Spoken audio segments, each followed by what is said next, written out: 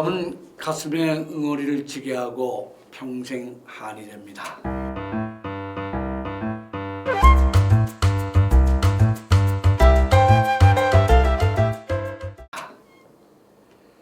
이 무제 네트워크는 여러분들과 함께 재심의 길을 모색하고자 합니다. 헌데 재심 즉 이 형사사건에서 재심이 받아들여지는 인용률이 거의 1%도 안 됩니다. 법은 99명의 범인을 놓치더라도 한 명의 억울한 피의자를 만들면 안 된다는 고전적인 철칙이 있습니다. 심지어 맘만 먹으면 그래서 검사 누구나가 범인을 만들 수 있었던 사례들도 아주 많았습니다. 법대로가 아니고 아주 칼진 못된 검사에 당한 일도 비일비재했습니다. 유사한 사례의 주인공이 오늘 함께 자리를 같이 하고 있습니다. 이 주인공을 여러분들에게 먼저 소개하기에 앞서서 2017년 12월 5일자 문화일보 석간 사회면에 낸 기사를 한번 소개해 드리겠습니다. 제목은 모래시계 여운한 25년 만에 재심 청구, 당시 홍준표 검사 무리한 수사, 홍측 대꾸할 가치도 없다. 오늘 멀리 광주에서 이 화제의 주인공 여우는 시장이 이 자리에 와 있습니다. 안녕하십니까? 안녕하세요. 예, 먼 길 오셨습니다. 감사합니다.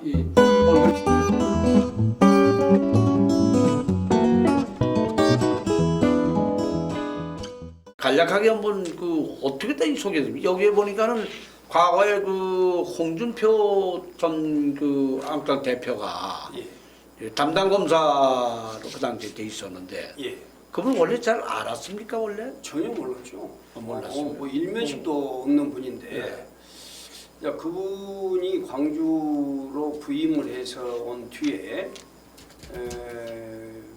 그분의 좀 감정을 건드렸던 일은 후일 저희들이 시간이 지나고 왜 저 사람이 나한테 이런 일을 자행을 하고 있는지 거기 도저히 이해가 안 가는 몇 가지 부분들을 저희들이 살피다가 그 홍준표라는 사람한테 제가 좀 감정을 건드렸을 수도 있었겠구나 하는 생각을 짐작해 볼 수 있었던 두세 가지 일들이 있었습니다. 92년도면 이제 김영삼 정부가 탄생을 하고 예를 들자면 새 정부가 탄생을 하게 되면 사회 정화 차원에서 뭐 조직폭력과의 소탕을 한다거나 뭐 이런 어떤 슬로건을 걸고 정권이 초반에 돌풍을 일으키지 않습니까?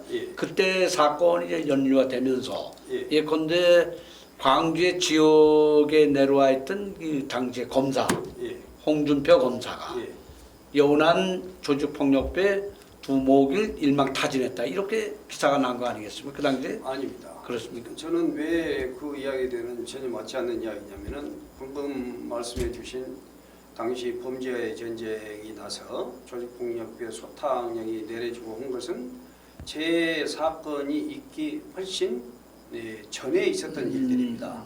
전에 있었던 일이기 때문에 그 당시에 그런 것들이 발표가 되고 또 그런 일들이 그 사회에서 척결 대상으로 이렇게 움직이고 있을 때는 거기에 연루되어 있는 사람들, 소위 말하자면 조폭 두목급이랄지 거기에 관계되어 있는 사람들은 이미 전국적으로 거의 다 철퇴를 맞은 일들이 뭐 거의 아주 뭐 90% 이상 그런 일들이 이미 다 끝났을 때입니다. 홍준표 씨를 만날 때까지 17, 18년 동안 후에 지금 91년도, 2년도에 홍준표 씨하고 그런 일이 있었는데 저는 단 한 번도 74년도 이후부터 홍준표 씨를 만나는 17, 18년 동안의 세월 동안 단 한 번도 파출소에 가서 조사 한번 받아본 일도 없고 그래서 홍준표 씨가 제 그 사건을 그렇게 만들어 가면서도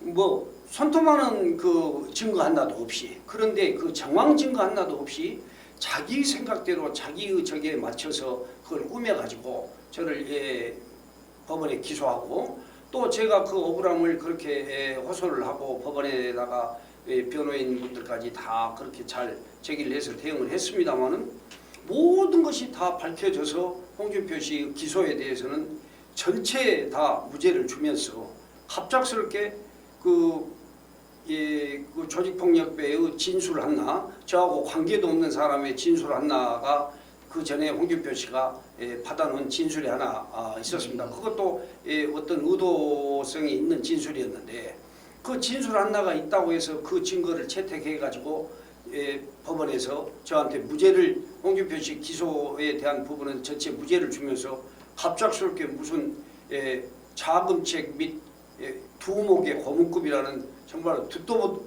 생각도 못하는 그런 이상한 명칭으로 저를 재판을 그렇게 선고를 했죠. 그래서 그런 데 대한 그 증거라는 것이 정말 아무런 증거 하나도 없이 그런 걸 그때 당시 법원에서 그런 선택을 해가지고 해서 지금까지 이런 일로 와 있습니다만은 그게 삼았던 증거가 사건 번호까지 부여된 그 공판 기일 전 증거 조사에서 만들어져 있던 그 증거가 사건 번호까지 부여가 됐는데 그 사건 번호에 부여된 증거가 헌법재판소에서 위헌이라는 판결이 났습니다. 예. 그리고 저희들이 탄핵을 했던 그 증거를 탄핵을 했던 공판 기일 전 또 증거 조사 역시 사건 번호가 부여되어 있는 증거로 이렇게 두 개로 나눠져 있었죠. 그러니까 그것이 그 위헌 판결이 났기 때문에 저는 너무나도 억울한 이 사건에 대해서 정말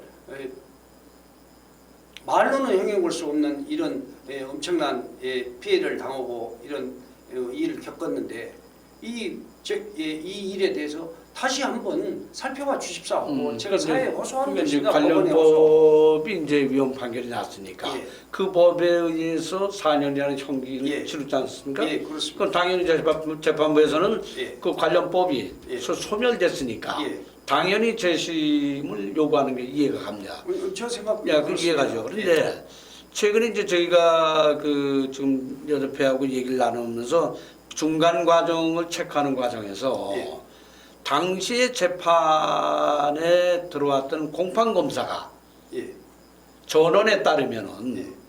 당시에도 아무런 증거가 확보되지 않았다. 예. 이 재판에 문제가 있다. 예. 라는 얘기를 당시에 검사장에 가서 보고를 했다는 보고를 하고 거둬들이라고 했는데 여하튼 담당 검사의 의도대로 예. 끌고 가서 결국은 유죄 판결을 받고 옥고를 치르셨다 이거예요. 예. 자, 그럼 이제 지금은 자 재판부에서 이제 이것은 이제 몇 번의 재심 신청을 했고 또 현재는 대법원에 계류 중이지 어떻게 돼 있습니까? 대법원에 계류 중입니다. 대법원 계류죠. 예. 자, 그럼 이제 당연히 관련법이 없어졌다면 대법원에서는 당연히 들여다봐야 될 거 아니겠습니까?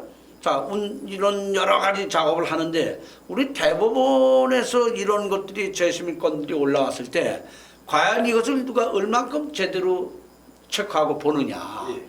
우리 대법원에 뭐 아시다시피 1년에 1인당 대법관 한 분이 다루는 사건이 거의 3,000건이 육박할 정도로 해서 아주 풍자적으로 얘기를 하자면 국합방 대법원이다. 예. 사건을 저 국합방 찍어내듯이 탁탁탁탁 해서 한다. 그렇게 안 들여다본다 겠죠. 예. 그래서 지금 어떻게 지금 이 대법원에 하는 걸 어떻게 좀 작업을 하고 있습니까? 지금 저희 변호인 두 분이 예. 두 분이 제 항고 이유서를 제출을 이미 하셨습니다. 하시고 어떤 부분에 대해서 잘못된 점에 대해서도 지적을 하셔가지고 이제 제출을 해놓으셔서 거기에 따른 결과를 지켜봐야 되겠습니다만은 제 생각은 최소한 이렇습니다. 이번에 대법원은 예. 저희들이 지적을 하고 제시한 그 법률적인 문제가 되었든 어떤 문제가 되었든 제가 승복을 하고 예. 모든 그 일반 사람들도 쉽게 예.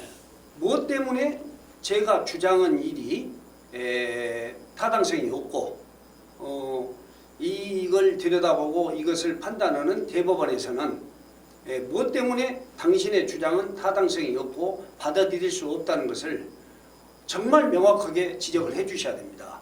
그런 것 하나도 전혀 없이 한 글자도 없이 저를 기각을 하고 마치 두리뭉실하게 이렇게 만들어 가지고 결론을 내셨는데, 전에는 이번 대법원은 절대 그래서는 안 된다고 봅니다. 이게 누구라도 이해가 가고, 특히 당사자인 저는 제가 잘못된 생각을 지금까지 해왔구나, 앞으로 이런 일을 가지고 더 이상 잘못된 이런 생각을 해서는 안 되겠구나 하고, 잘 모르니까 그 문제에 대해서 아주 법원에서 판단을 해서 저한테 이해가 가게끔 하고, 많은 법조인들과 많은 일반 사람들도, 일반 국민들도 그런 것들을 지적을 해줘야 혹여라도 억울한 일을 당했던 사람들도 자기 문제하고 이렇게 결부시켜 봤을 때도 이러이러한 것은 정말 대법원이 해줘야 할 일이구나, 잘 해주고 있구나 하는 것을 다 느낄 수 있어야 되지 않겠습니까? 자, 그럼 우리가 상식적으로 보더라도 재판 부실하게 됐고 또 그 관련된 법리가 사라졌고, 예. 그 당연히 누가 보더라도 이게 재심의 요건이 되는구나. 예. 예를 들면 초록이 동생이지, 법조인들의 어떤 권위를 내세울 일이 아니고, 이거는 이 재판에 문제가 있었구나. 지금 국가를 상대로 본인이 무슨 소송을 하겠다는 것보다는 본인의 명예를 회복하고 본인의 억울함을 호소해서 다시는 이런 일이 없다는 것은 필면이라는 하는 품고서 이걸 하는 거 아닙니까 이제? 그렇습니다.